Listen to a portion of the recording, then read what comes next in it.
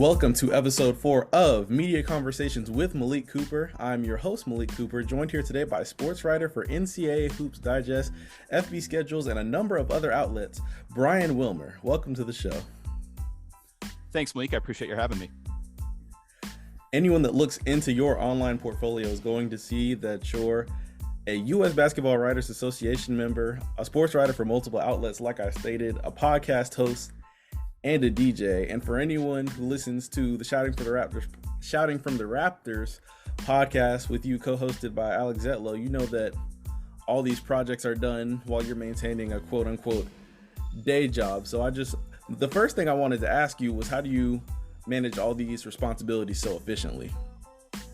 I don't, but no, honestly, I think the best way to say it is just, you can't really understand until you're in the middle of it, but there's this kind of rush of having to do things on a deadline, and it seems as though it would be stressful. It is, but when you're covering a game, for instance, and you've got, say, 30 minutes to sum up what you just spent 3 hours watching, it seems really stressful, but it really does make you conscious of self-editing, of time management, of what you actually put into a story or put into a podcast. And I'm the worst about editing our podcast, I'll be honest. I get off on tangents and start talking about stuff, but it's really the rush of things that would seem stressful, but in reality, it's teaching you how to kind of be an adult a little bit. So the adrenaline from being on the deadline, it makes you conscious, like you said, of all the things that you need to be careful of? Yeah, exactly. It's kind of like, think of it this way. If you are out there trying to hit a last second shot or kick a last second field goal every time you cover a game, that's essentially what it is. Wow. That's a good way to put it. So why don't you walk me through a typical week for you schedule wise, since it's clearly chaotic to anyone who views it from the outside? Yeah, it's very atypical, honestly, much like my story.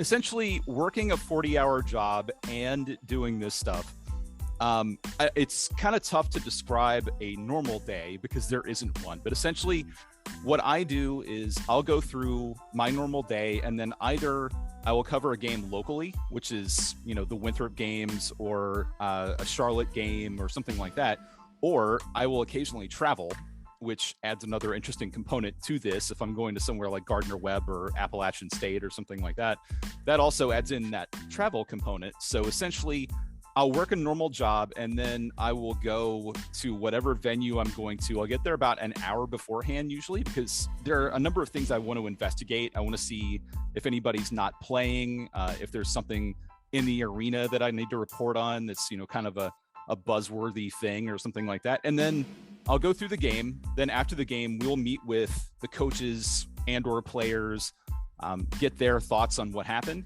and then turn that into a story and or a podcast and or some other form of consumable media, and then get that out and then go home and then do it all over again.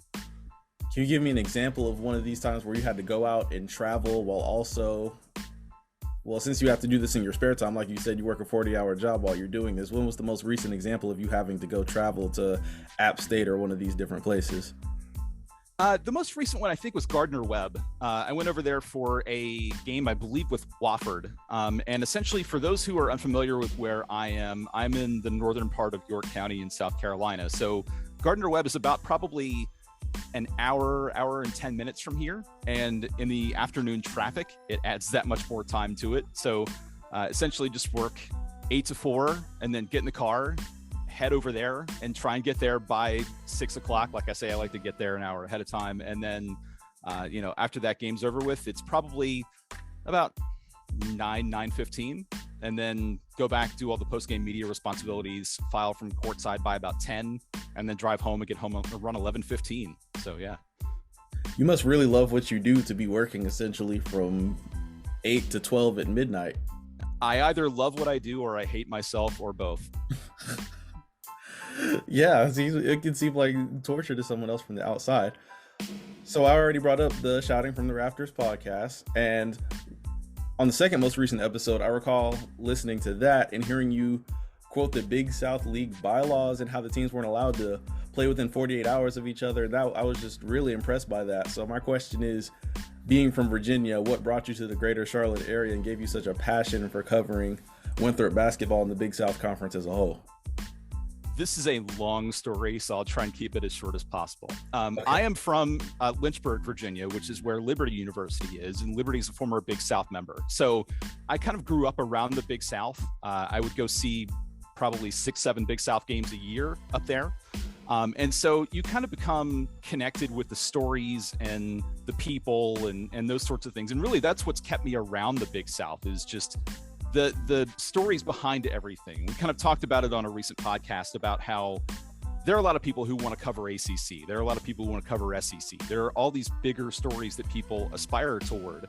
But when you get a chance to tell the story of a player who maybe is seeking redemption, or a player who's been hurt and so they're looking for their shot, so they transfer down to the Big South or whatever, these are the stories that really connect with me. And I've been around Big South basketball now, as a fan, like I say, growing up, but then covering it for the better part of 10 years. So I've seen some things. I've been around a little bit. It doesn't make me any smarter or any better than anyone else, but it does kind of give me that added perspective of, well, this hasn't always been this way.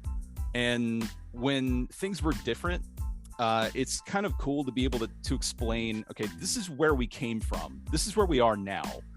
And the league continues to grow. It continues to change in ways that are mostly helpful. There are some that kind of backfire on people, but for the most part, it is a very evolutionary league, and the stories behind it are just so compelling and so entertaining. You can be one of, 2 or 3 people who's telling the story of somebody in the Big South, or you can be one of 400 who's telling the story in the ACC. So that's really essentially from my being a child to growing up around this league and covering it has really what's kept me around. Do you have any examples, maybe for Winthrop basketball or just in the Big South as a whole, all that you cover, of these athletes seeking redemption like you talked about? Are there any examples that come to mind that you want to discuss? There are so many of them. I could go through pretty much the entire afternoon, but I'll go through a couple. One of them Winthrop related, one of them not Winthrop related. One of them that's on the Winthrop side is Jimmy Gavin, who was a guard at Winthrop and transferred twice in his collegiate career. He started at Bradley and then transferred to a much smaller school and then transferred back up. Chandler Vaudrin had kind of a similar thing, but he started on the D2 level and transferred up. Jimmy was one who came here and gave a quote, and I don't remember the exact quote, and so I don't want to butcher it, but he gave a quote that's still on the locker room wall at Winthrop, essentially talking about handling loss and handling adversity and overcoming things that are thrown your way. And he gave that sitting in a press room.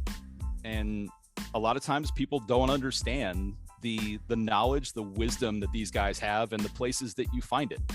I had the honor, I'll just call it as it is. I had the honor of sitting next to John Feinstein at the Big South tournament in I believe it was 18. And he was there to write his book about mid-major basketball and low-major basketball. And he told a lot of those stories too. But just seeing that people are willing to go through traumatic injuries and transfers and kind of betting on themselves to do things, it's really compelling. The other one too is from a Gardner-Webb player, and I was just talking about this the other night. I don't recall if I said it on the podcast or if I said it off air, but Gardner-Webb had a player named Brandon Miller, who was a very, very highly recruited player out of high school, was thought to be, a future star, and he came there with 2 other players. They both ended up as 1,000-point scorers, and he didn't because he battled a number of injuries, had back problems and various other things. And I sat with him on his senior day and talked to him for probably 35 minutes. And he had every right to be bitter, to be angry, to be just upset at the world because he didn't turn out like those other guys. And he just looked at me matter-of-factly and said, God had a different plan for me. And he's getting his master's, he's going into marketing, he's doing all these different things with his life. And he still looks at basketball as something that was a pleasant thing in his life, something that helped get him where he wanted to be, even though it didn't turn out the way he hoped. And just seeing stuff like that, I mean, that's just, you see these stories all the time, but stuff like that really reminds you why you do this. What has it been like covering such a volatile Winthrop season where you're looking for the consistency of reigning Big South champions, but at the same time, you are seeing the grit required to come back from these large deficits? It's kind of like I told Alex the other night. It kind of feels as though the season's coming full circle. We were talking earlier in the season about, well, Winthrop's winning a lot of games, but you kind of feel this impending sense of doom hanging around because they keep winning the way they do. We're kind of back there again because you're seeing these incredible defensive efforts, but those defensive efforts are really what's winning them games because they're not really shooting the ball the way they need to. I mean, if you look at Winthrop offenses of years past, you would see under Pat Kelsey these games where they would be scoring 92 points and 95 points and everything else. And this year they're beating teams 58-48 and 65-61. And it's just not what you're accustomed to from Winthrop basketball. That said, it doesn't mean that they are any less talented of a team. It doesn't mean that they're, struggling by any sense, other than the fact that the shots just aren't going in. And I think with this team, because they are so veteran-led, they are so experienced. Mark Prosser made the joke the other day about Pat Good and Drew Buggs both being 67 years old. They've seen things. They've been around. And I think it's because of that, to use a coaching term, the pulse rate kind of slows down a little bit once you've been around for a while. You start to think, okay, we don't have to panic here. There are other ways to win games. And the way that they just continually go back to what they know, and that's defending people. Even if the shots aren't falling, you can still have Mike Anumba take a charge. You can still have Chase Claxton tip a ball loose and get it out into the front court, and they score a basket that way. There's so many different ways for them to win games, and they somehow keep finding all of those different ways. Yeah, there are definitely multiple ways to win games. And as people say, defense wins championships. That's kind of the saying that goes around, not even just in basketball, but in sports in general. Is there a noticeable shift, would you say, in the team's identity under Mark Prosser that you want to define? Or is it, like you said, all year where the shots just aren't falling? I don't think it's necessarily a change in identity. I will say this. It is really tough in collegiate basketball to adjust, even when you're talking to someone who's familiar with the concepts, you're familiar with the vocab and the terminology. And Mark, having been a Winthrop assistant, he came up under Pat Kelsey. A lot of the concepts are the same, especially defensively. They're still practicing the pack line. They're still doing a lot of the same things, tracking deflections and all this other stuff that Pat used to talk to us about. That said, even when the vocabulary is the same, the person who's giving the vocabulary is different. And Mark and his staff are just different people. I think Pat was very emotional, very fiery, very much the, visible leader, the vocal leader. Mark is much more of a coach who defers to his players, especially since he has so many veterans on that team. He kind of lets them be coaches on the floor. He's not as demonstrative. He's not as vocal. And that's not saying it's bad. It's just different. And I think that's something where if you've been around this program, Mark brought in a lot of players from Western Carolina, but if you're somebody who's been around the program, it is different. You have to acknowledge that you have a different type of coach, and Mark's staff is different than was Pat's. The lone really connecting factor is Tony Rack, who was an assistant here as well. But it's just, I think it's more of a different mindset than it is anything else. And the players seem to be responding well to it. Some fans maybe don't see the demonstrative nature that they saw from Pat, and they think, well, is Mark really doing anything? I can assure you, he is just as passionate, just as intense about what he does. He's just not as outwardly demonstrative about it. And to give this conversation a sense of finality, the ceiling is still a championship for this team, obviously in the Big South, but would you say that they're still the prohibitive favorites like in years past? I wouldn't think so this year. I think if you look at Longwood and look at what Longwood does, they are so athletic. They're so quick. They can knock down shots from pretty much anywhere on the floor, which makes them incredibly hard to guard, to use a Kelseyism. They do so many things well. And we can trace this back to when Winthrop went up there and played them. It was a 92-88 game Longwood was knocking down shots from the logo at midcourt. They were running the floor with ease pretty much on every possession.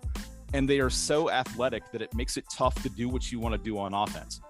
Right now, you look at them, they've won 10 games in the league.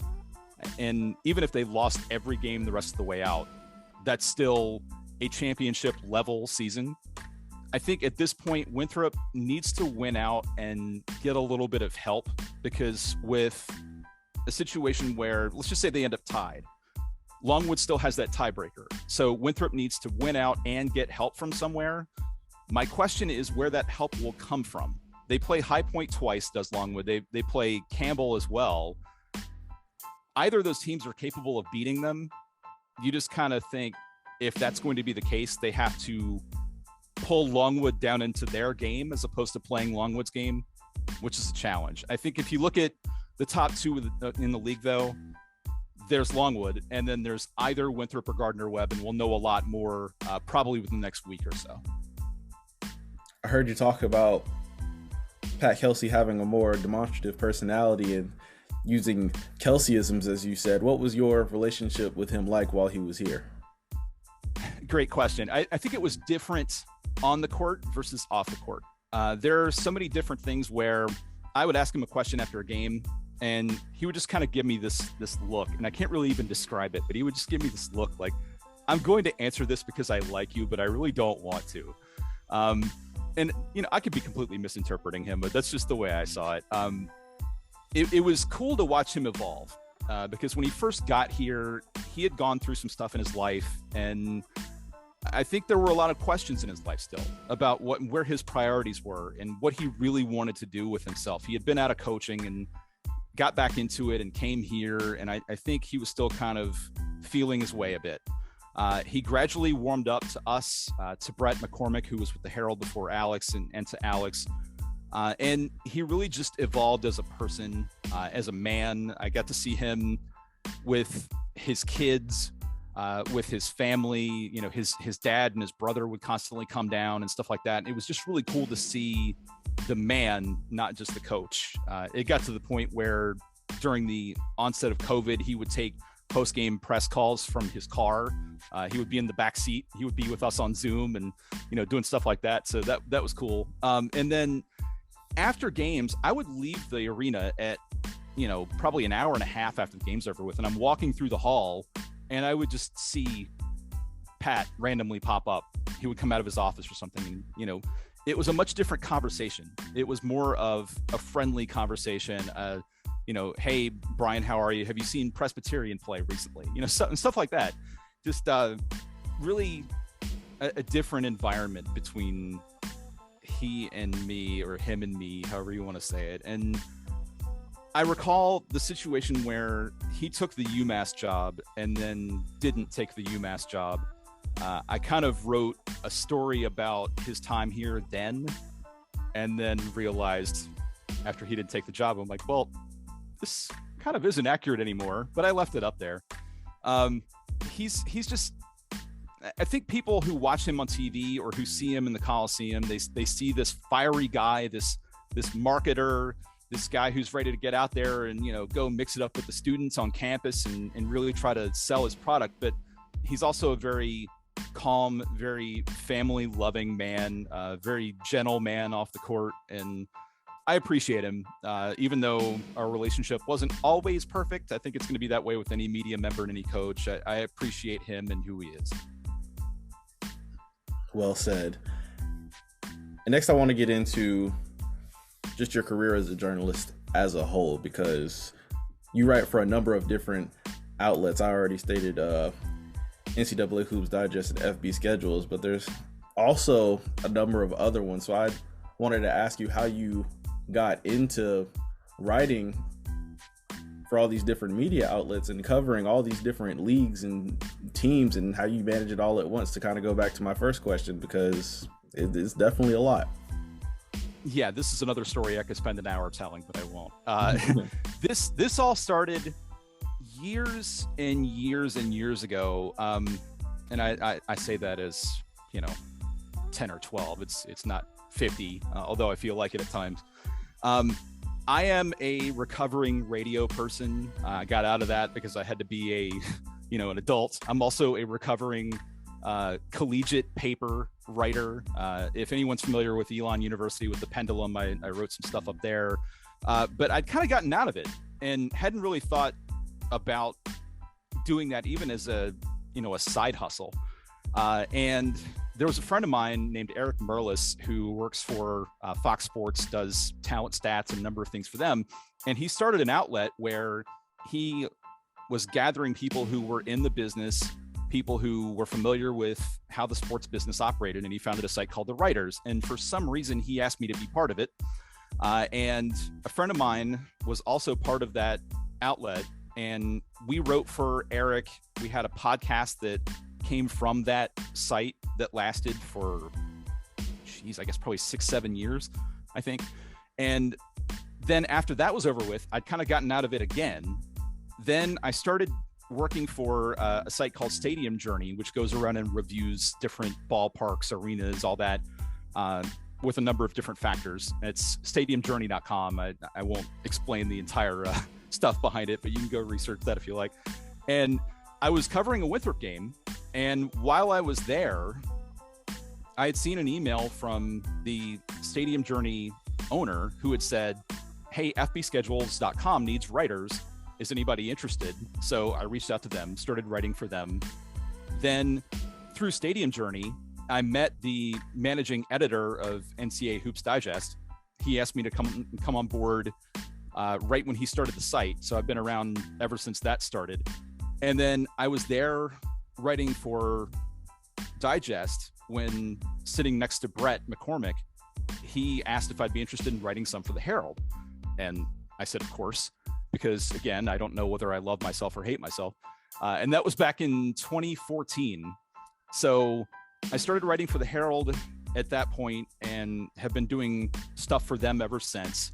And because of that connection, I've been able to do stuff for everyone from the Virginian Pilot in Hampton, Newport News, Virginia. I wrote, when Winthrop played Hampton in the Big South Championship a couple years ago, I had the Hampton game story for them. And I've done all different kinds of things, all the way to writing a story on Chase Claxton last year for the Virgin Islands Daily News, which was quite the experience. I've never written for the Virgin Islands, but it was fun to do. All of this to say, I think the best advice I ever got, and for anybody who's interested in being in the business, I will give them this advice too. It came from Matt Vasgersian, who's done ESPN Sunday Night Baseball, works for MLB Network. He said, get as many 1099s from as many places as you can. And what he meant by that, 1099 being a tax form, obviously, but he's very much a proponent, as am I, of taking anything you can take to get reps, to put words, into a story, to kind of find your own voice, to formulate what you do. And realistically, anything you do should be a constant evolution process. If I look back on the stuff I wrote when I first started doing this, it's horrible. The first game I ever covered was the Music City Bowl. And I look at that game story now and I'm just like, why did I write that way? That makes no sense. So it's good to go back to the past, but don't live there. Constantly ask questions, seek opportunities. You may get an opportunity that seems a little odd or a little stressful even. But if you take it, you can grow from it, you can learn from it, even if it isn't maybe what you thought at first.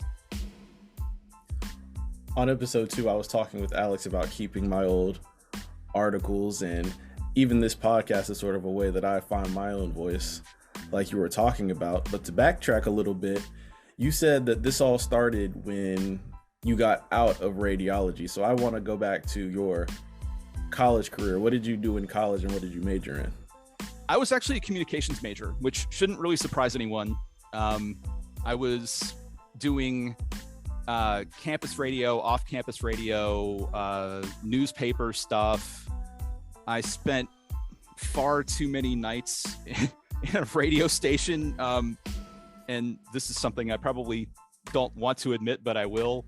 I would at times do news updates, and I would just randomly pull stuff off the printer and go straight to air with it. I wouldn't read it beforehand.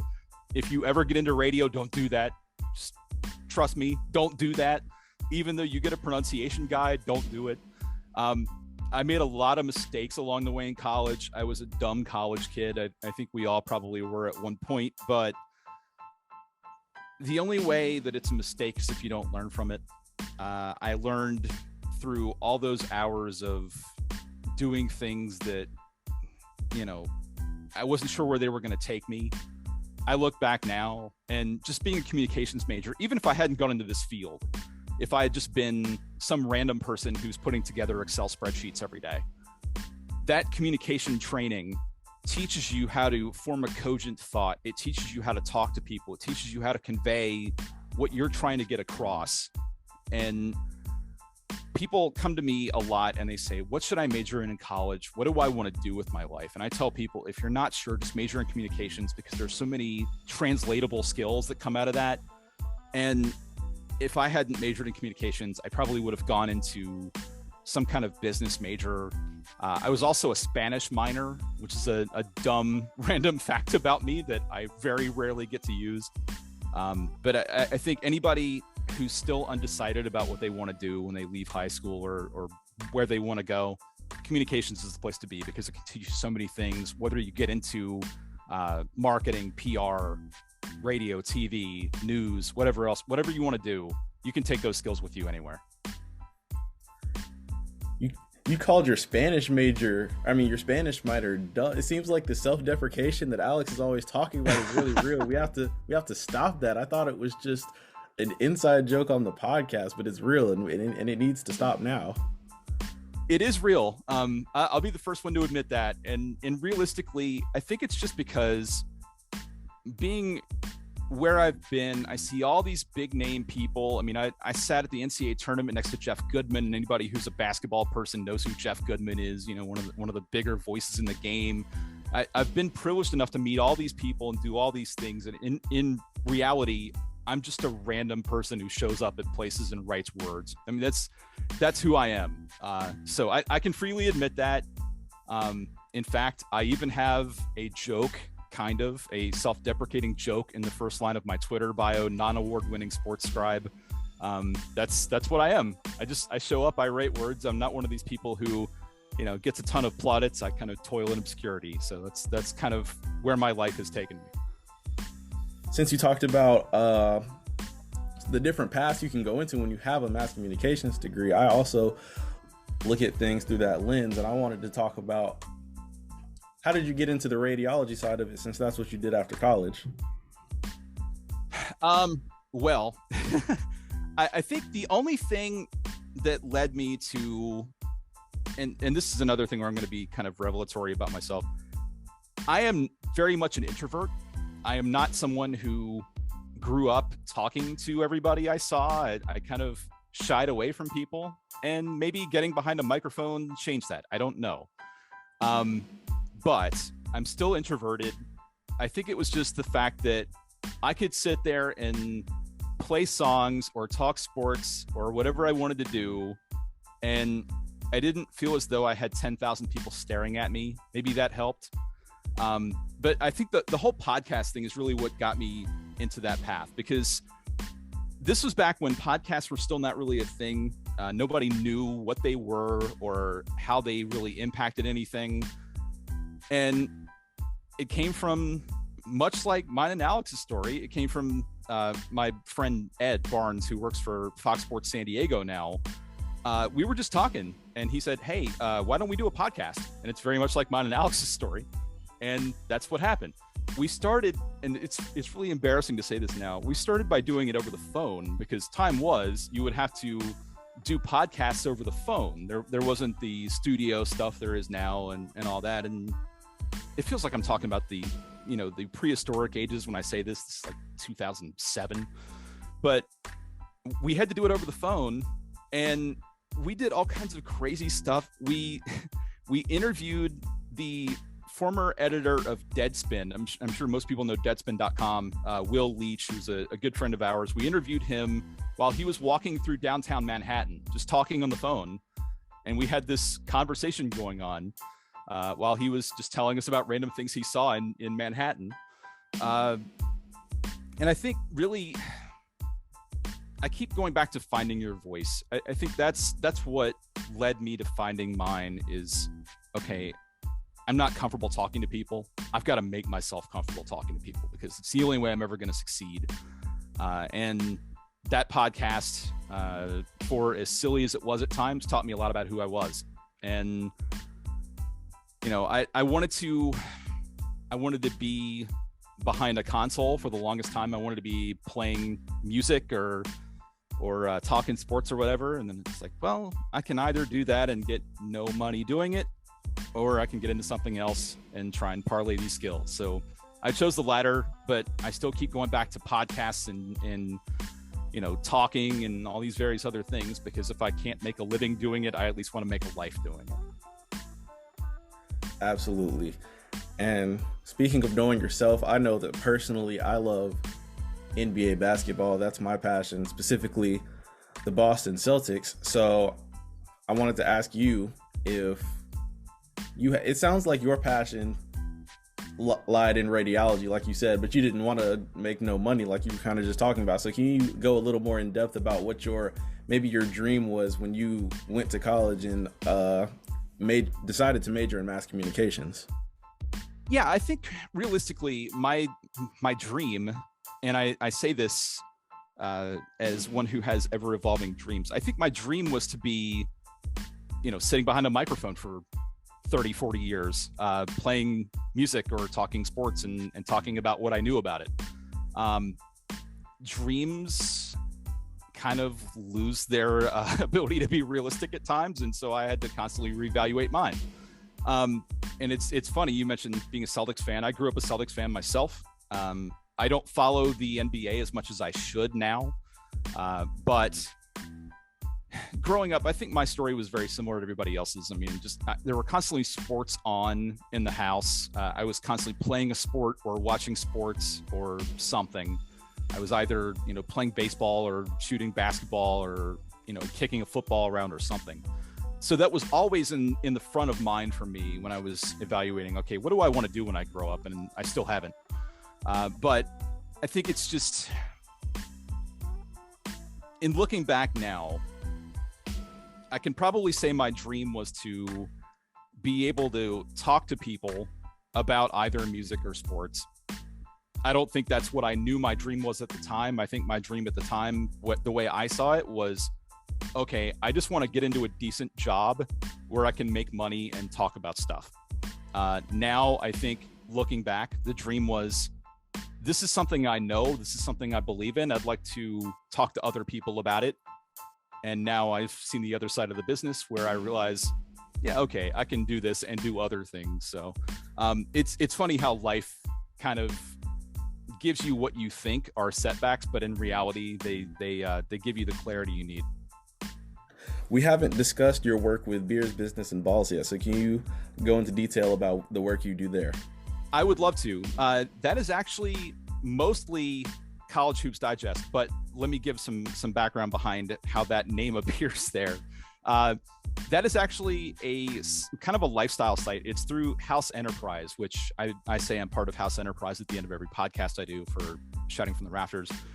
It is run by Will Tondo and Jake Zimmer, who are also parts of Digest. And it started from where Josh Adams, who was our managing editor at College Hoops Digest, had life get really real for him.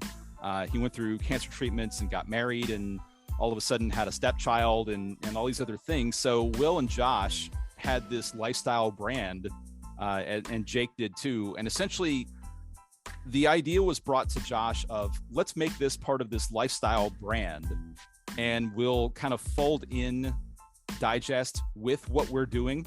And they have all different sorts of content there now. They have just lifestyle stuff, food stuff, movies, football, basketball, whatever else that people love to do in their daily lives. They have people writing about it. There are podcasts about it. There's, at one point, I think, and it still might be out there, they had a podcast on like crypto stuff. I mean, it's anything and everything, but it's kind of a wild place to lose a few hours just going through all the content that's there. And it's fun to be a part of that I'm not really somebody who's written a lot about non-sports stuff, but just getting into the sports side of it and then gradually gravitating over to the non-sports thing, I think is going to be pretty rewarding.